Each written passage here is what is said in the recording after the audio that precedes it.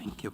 I now have the great honor to invite Her Excellency Amina Mohammed, Deputy Secretary General of the United Nations, to deliver a statement on behalf of the Secretary General of the United Nations.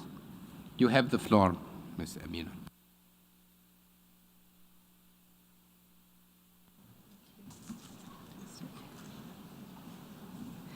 Excellencies, distinguished delegates, friends in civil society, ladies and gentlemen, it is my real pleasure to join you at the opening of the 17th session of the Conference of State Parties to the Convention on the Rights of Persons with Disabilities. I extend a warm welcome to delegations representing the state parties. I also want to welcome our friends and partners from civil society who do so much to advocate for persons with disabilities day in, day out, year in, year out. I welcome all persons with disabilities and other participants that are gathered here at this conference. I'm deeply moved as this important constituency demonstrates to everyone the importance of multilateralism in turning up to be heard and to act. Ladies and gentlemen, the Convention on the Rights of Persons with Disabilities, adopted 18 years ago, has been a landmark achievement. Its near universal ratification is a testament to our shared global commitment to protecting the rights of persons with disabilities. The Convention was only a start of a much longer process of change and action. Our work is not yet done. We must continue translating this commitment into results in people's lives. And that's what this conference is all about. In particular, this conference will address the rights of persons with disabilities through three key areas: technology, humanitarian emergencies, and decent work.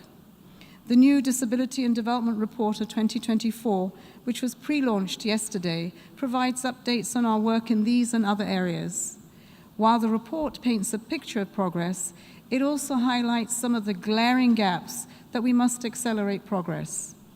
First, on technology, the global need for assistive technology remains largely unmet. 2.5 billion people globally need to use at least one type of assistive technology, with access ranging from as low as 3% in low-income countries to 90% in some high-income countries.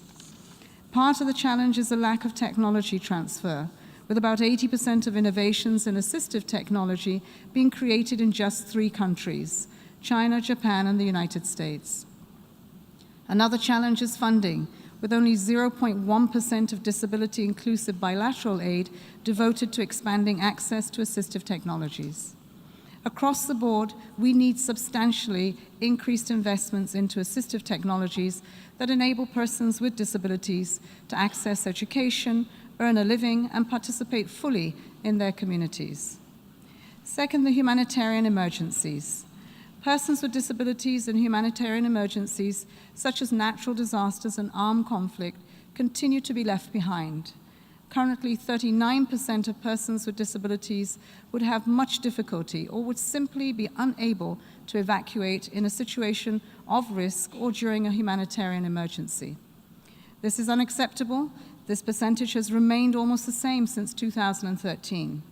Persons with disabilities must be included in official disaster planning and preparedness, and they must be so in the processes to mitigate risks and barriers that persons with disabilities face. From accessing evacuation, response and recovery, to essential services such as food, water, sanitation, and health, the needs of persons with disabilities must be included and reflected. Children with disabilities are especially vulnerable and face grave risks of being left behind the day after, as we have witnessed years ago in Sierra Leone and today in Gaza.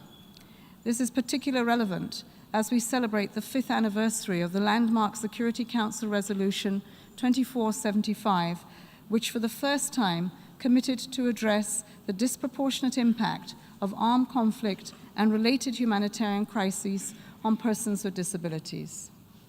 Third, decent work.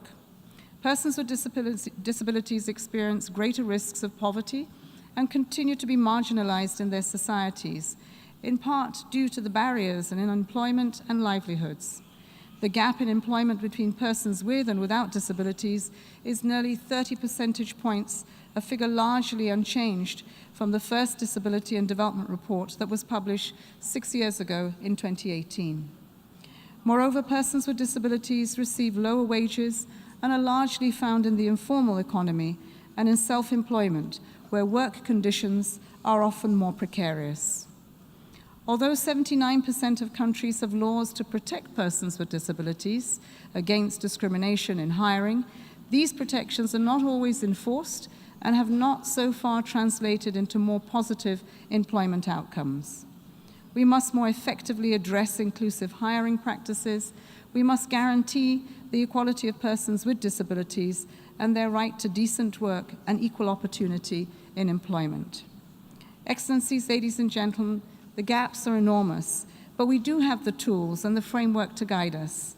We must be clear-eyed about the challenges before us and redouble our focus on closing these gaps.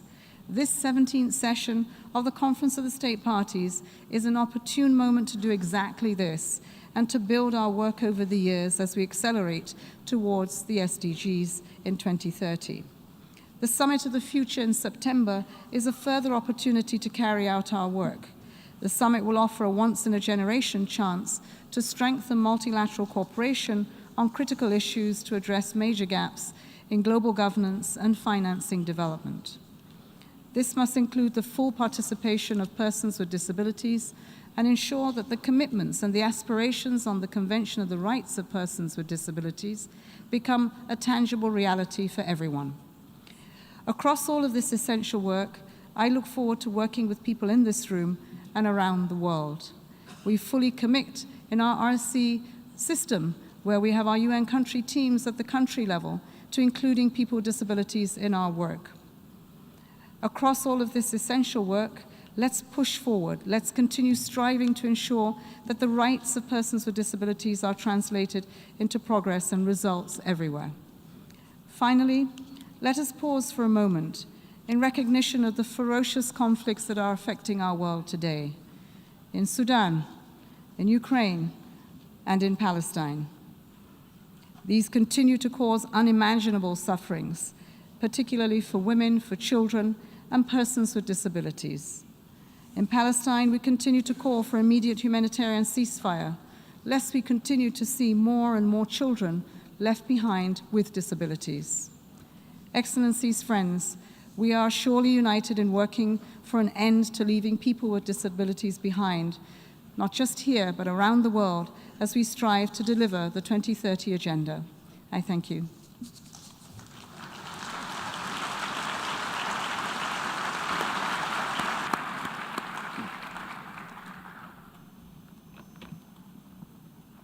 Thank you very much, Your Excellency, for your statement.